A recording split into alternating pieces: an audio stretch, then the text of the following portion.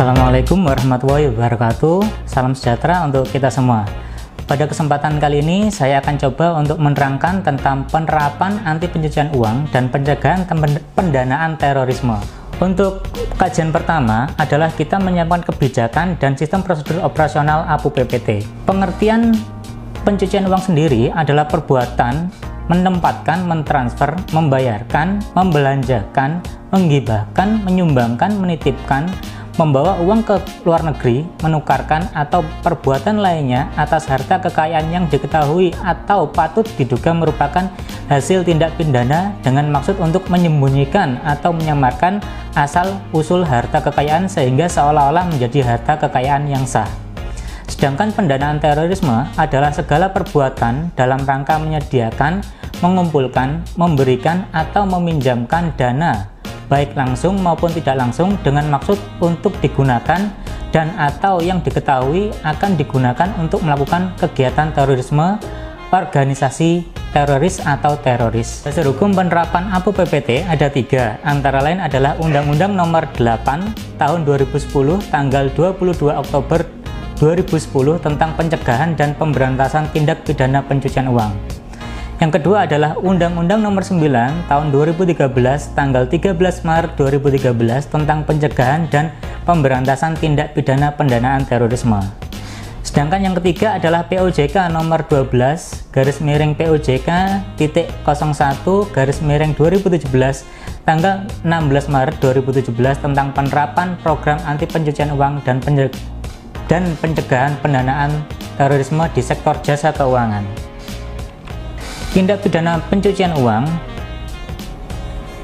untuk definisi lebih lengkapnya adalah setiap orang yang menempatkan, mentransfer, mengalihkan, membelanjakan, membayarkan, menghibahkan, menitipkan, membawa ke luar negeri, mengubah bentuk, menukarkan dengan mata uang atau surat berharga atau perbuatan lain atas harta kekayaan yang diketahui atau patut diduga merupakan hasil tindak pidana.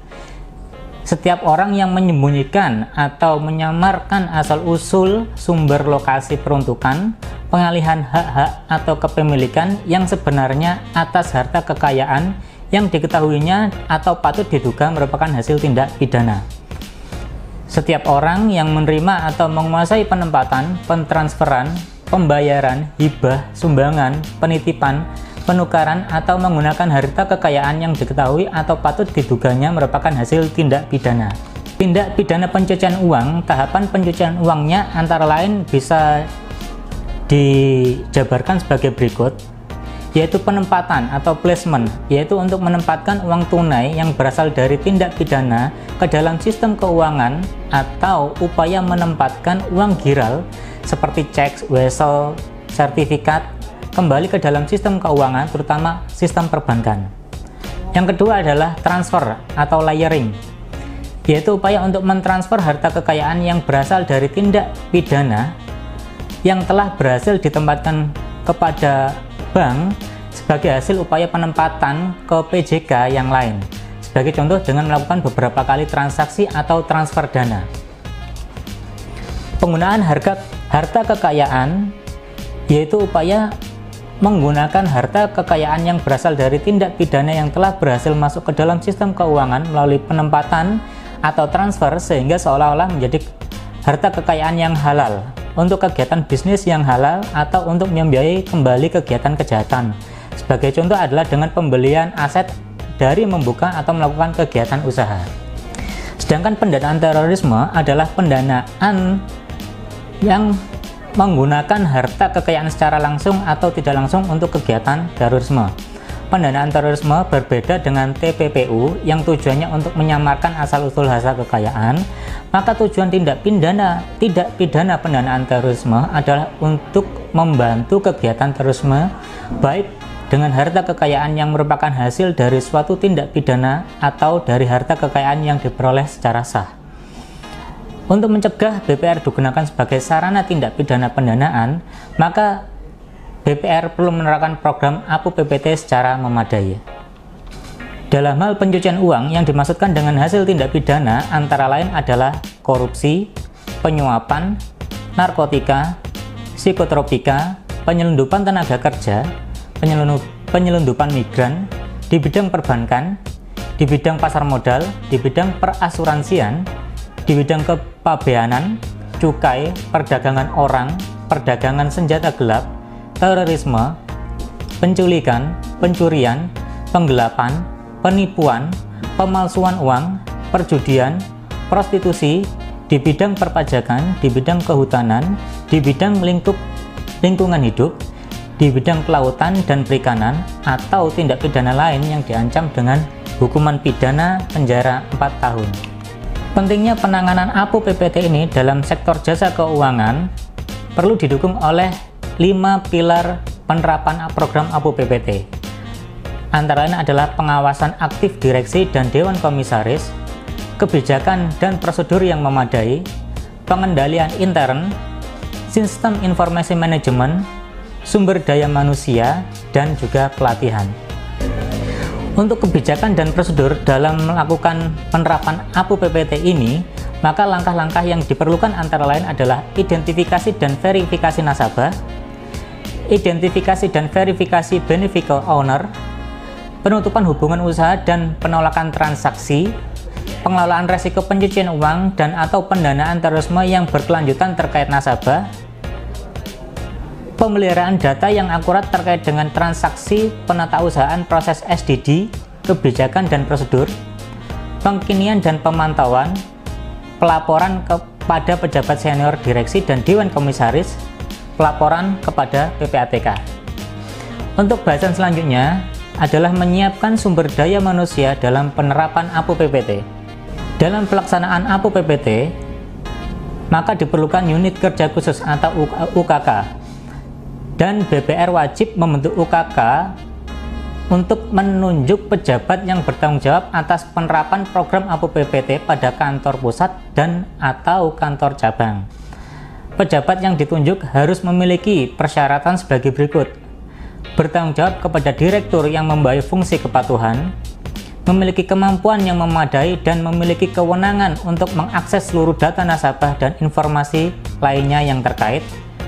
Pejabat yang ditunjuk hanya dapat merangkap untuk melaksanakan fungsi manajemen risiko, mampu mengidentifikasi, menganalisa, memantau, dan menyediakan laporan secara efektif mengenai karakteristik transaksi keuangan nasabah yang mencurigakan. Mekanisme kerja unit kerja khusus atau UKK APO PPT ini adalah mekanisme menganalisis secara berkala penilaian risiko, mekanisme pengkinian data, mekanisme penerimaan laporan transaksi yang mencurigakan dari satuan kerja, mekanisme pelaporan kepada PPATK. Untuk menyiapkan sumber daya manusia tersebut, maka langkah-langkah yang wajib dilakukan oleh bank pertama adalah prosedur penyaringan dalam rangka penerimaan karyawan baru atau pre-employment screening dan pengenalan dan pemantauan terhadap profil karyawan. Hal ini untuk mencegah digunakannya PJK sebagai media atau tujuan pencucian uang dan atau pendanaan terorisme yang melibatkan pihak intern PJK. Selanjutnya perlu dilakukan pelatihan yang berkesinambungan, penerapan peraturan terkait dengan program APO PPT, pelatihan tentang teknik, metode, dan tipologi TPPU TPPT, dan juga kebijakan dan prosedur penerapan program APO dan PPT serta peran dan tanggung jawab pegawai dalam mencegah dan memberantas TPPU TPPT. Dalam penerapan APO PPT, maka diperlukan SDM yang sudah terlatih. Maka pelatihan terhadap APO PPT ini harus semua karyawan mendapatkan pengetahuan mengenai kebijakan, prosedur, dan pelaksanaan program APO PPT. Karyawan yang diprioritaskan untuk mengikuti pelatihan ini adalah karyawan yang berhadapan langsung dengan nasabah atau pelayanan terhadap nasabah, pelayanan dengan tugas sehari-hari terkait dengan pengawasan pelaksanaan program APO dan PPT, dan selanjutnya adalah karyawan yang pelaksanaan tugas sehari-hari terkait dengan pelaporan kepada PPATK dan juga OJK. Karyawan yang mendapatkan prioritas harus mendapatkan pelatihan secara berkala, sedangkan karyawan lain yang tidak memenuhi harus mendapatkan pelatihan paling kurang 1 kali dalam masa kerjanya. Karyawan yang berhadapan langsung dengan nasabah atau frontliner harus mendapatkan pelatihan sebelum penempatan. Untuk metode pelatihan dalam pelaksanaan penerapan APO PPT ini antara lain bisa ditempuh dengan cara menyelenggarakan in-house training, menyelenggarakan forum tukar-menukar informasi, mengikut sertakan pegawai dalam pelatihan dari berbagai pihak, tatap muka secara interaktif, melakukan pembelajaran dengan menggunakan sarana elektronik atau e-learning, tatap muka satu arah dengan topik pelatihan adalah berupa gambaran umum dari pelaksanaan program APO PPT. Dalam bahasan selanjutnya, kita akan membahas tentang menyiapkan perangkat kerja yang diperlukan untuk pelaksanaan APO PPT tersebut. Dalam penerapan APO PPT, sebelum melakukan hubungan transaksi usaha dengan nasabah, BPR wajib meminta informasi yang memungkinkan BPR untuk mengetahui profil calon nasabah.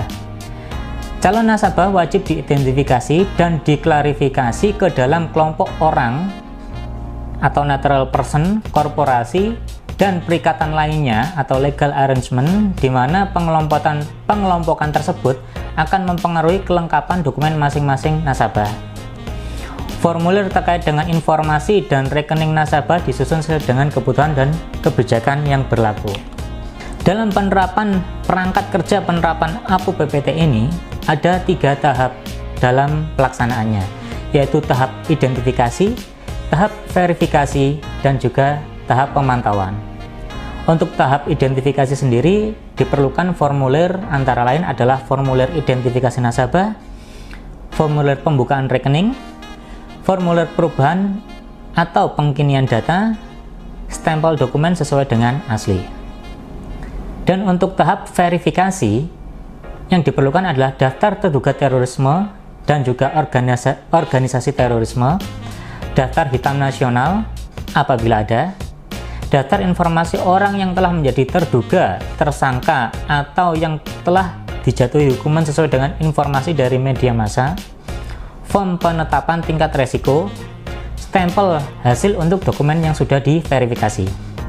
Sedangkan untuk tahap pemantauan, yang diperlukan adalah komputer dan sistem yang compliance terhadap pelaksanaan CDD dan EDD, bukti transaksi, daftar terduga teroris dan organisasi teroris, daftar hitam nasional apabila ada, daftar hitam orang yang telah menjadi terduga tersangka atau yang telah dijatuhi hukuman sesuai dengan informasi dari media massa. Demikian bahasan dari saya. Untuk kurang lebihnya saya sampaikan mohon maaf. Atas perhatiannya kami sampaikan terima kasih. Assalamualaikum warahmatullahi wabarakatuh.